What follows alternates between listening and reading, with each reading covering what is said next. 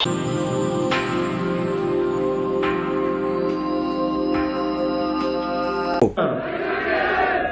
चालू पार्टी है कांग्रेस। एसपी के मुखिया और इंडिया गठबंधन के एक बड़ी पार्टी के नेता अखिलेश यादव खुद कांग्रेस को हराने की अपील क्यों कर रहे हैं? क्या लोकसभा चुनाव के लिए बना समाजवादी पार्टी और कांग्रेस का गठबंधन पूरी तरह टूट गया है?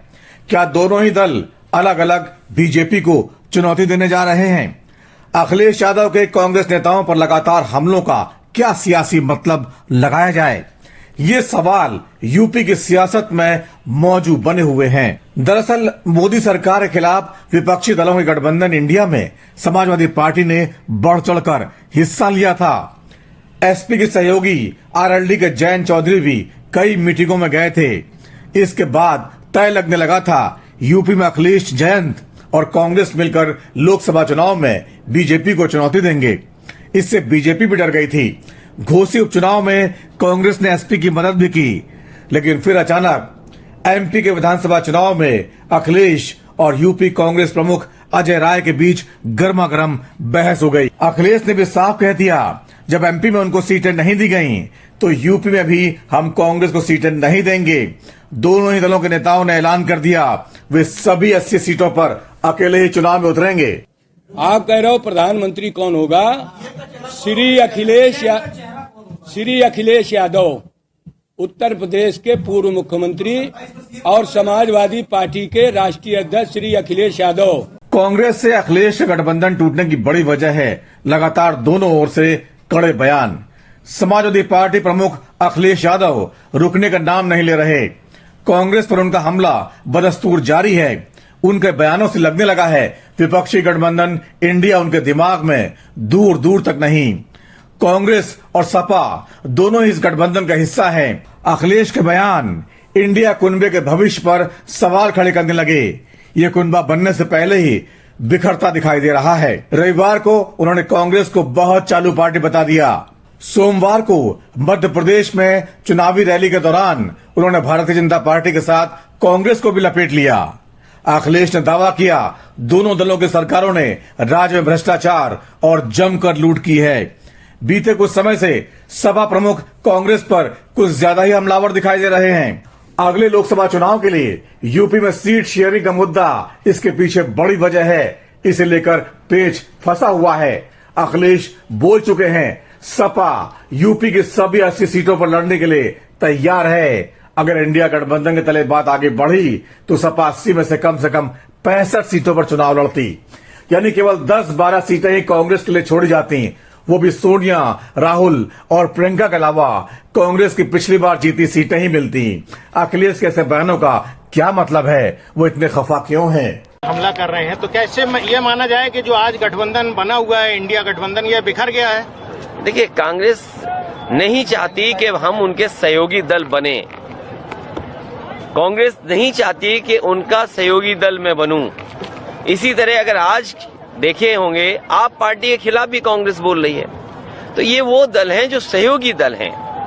ये मौका था कांग्रेस पार्टी के पास जहां पर छोटे दलों को साथ लेकर के एक गठबंधन का संदेश दिया जाता, लेकिन क्योंकि वो सोचते हैं कि जनता उनके साथ खड़ी है, लेकिन पीडीए उनको जवाब देगा। अखिलेश के हालिया तेवरों ने इंडिया गठबंधन को बड़ा झटका दिया है।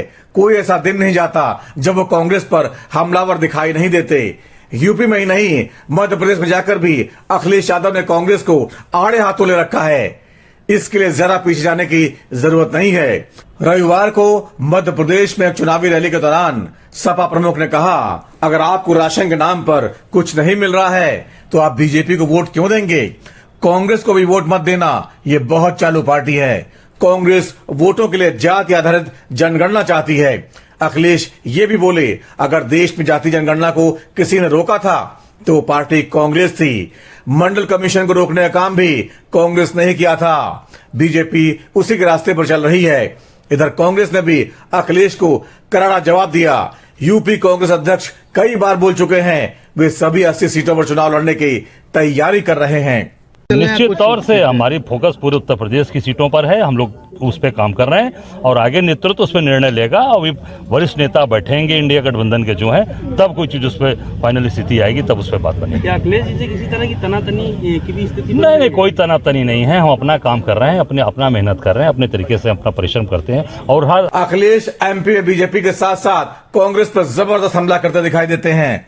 चुनावी रैली के दौरान वो कहते हैं बीजेपी और कांग्रेस एक ही दल है, इनके चेहरे कभी कभी अलग हो जाते हैं।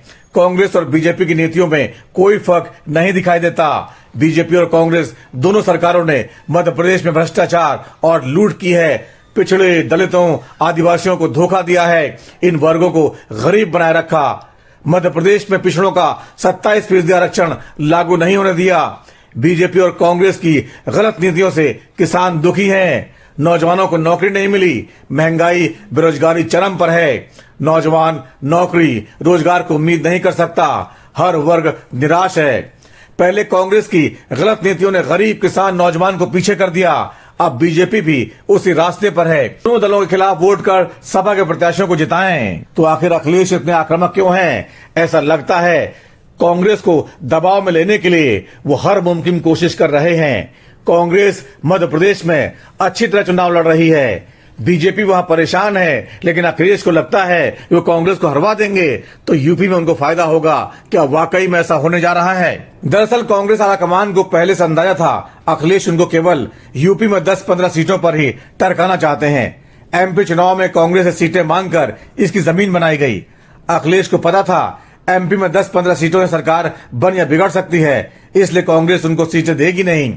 इसी आधार पर अखिलेश भी लोकसभा चुनाव में कांग्रेस को केवल 10 सीटों तक टरका देंगे। अखिलेश को लगता है वैसे भी यूपी में कांग्रेस का संगठन तो है नहीं, अगर टिकट दे भी दिया तो बर्बाद जाएगा, इसलिए वह एसपी और आरएलडी के लिए 65 सीटें रखना चाहते हैं। उधर कांग्रेस अब राहुल गांधी की भारत जोड़ो यात्रा और कर्नाटक, हिमाचल जीतने के बाद आक्रामक मुद्रा में आ गई है। अगर राजस्थान, एमपी, छत्तीसगढ़ में भी उसको सफलता मिली तो जाहिर है वो अकेले ही या फिर अपनी शर्तों पर गठबंधन करेगी। यूपी में अखिलेश ऐसा होने देंगे नहीं, इसलिए दबाव बनाने के लिए रणनीति अपनाई जा रही है। वैसे भी कांग्रेस की बदली सोच की वजह से इंडिया गठबंधन को नुकसान हो रहा है।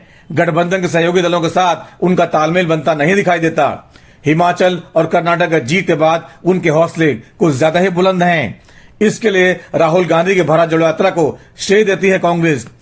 कांग्रेस के नेताओं को लगता है राहुल ही हैं जो सही मायनों में पीएम मोदी के नेतृत्व को सीधी चुनौती दे सकते हैं। यही कारण है विपक्षी गठबंधन की कई दौर की बैठकों के बाद भी गाड़ी सीट शेयरिंग को लेकर अटक गई है।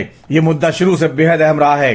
गठबंधन के दूसरे साथी सवाल उठाते हैं, अगर कांग्रेस वाकई इतनी मजबूत हो गई है तो फिर वो राहुल गांधी को सीधे पीएम मोदी के सामने उम्मीदवार के तौर पर खड़ा क्यों नहीं कर देती?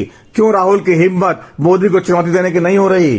तो जाहिर है कहीं न कहीं वह भी अंदर से कमजोर है। उधर अखिलेश को यूपी में सपा की ताकत पता है। वो ये भी जानते हैं प्रदेश में कांग्रेस को जगह देना सीधे सीधे अपना नुकसान करना है।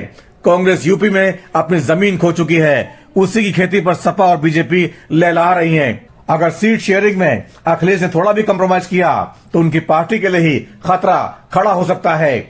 यूपी के रास्ते केंद्र की सत्ता का रास्ता खुलता है। अगर सपा आंख मूंद कर किसी भी हालत में ये चाबी कांग्रेस के हाथों में सौंपने वाली नहीं है। अखिलेश यादव कांग्रेस के साथ गठबंधन करके पहले भी यूपी में हाथ जला चुके हैं। ऐसे में बार बार उस गलती को नहीं दोहराना चाहेंगे, इसलिए साफ लगता है ये गठबंधन टूट चुका है।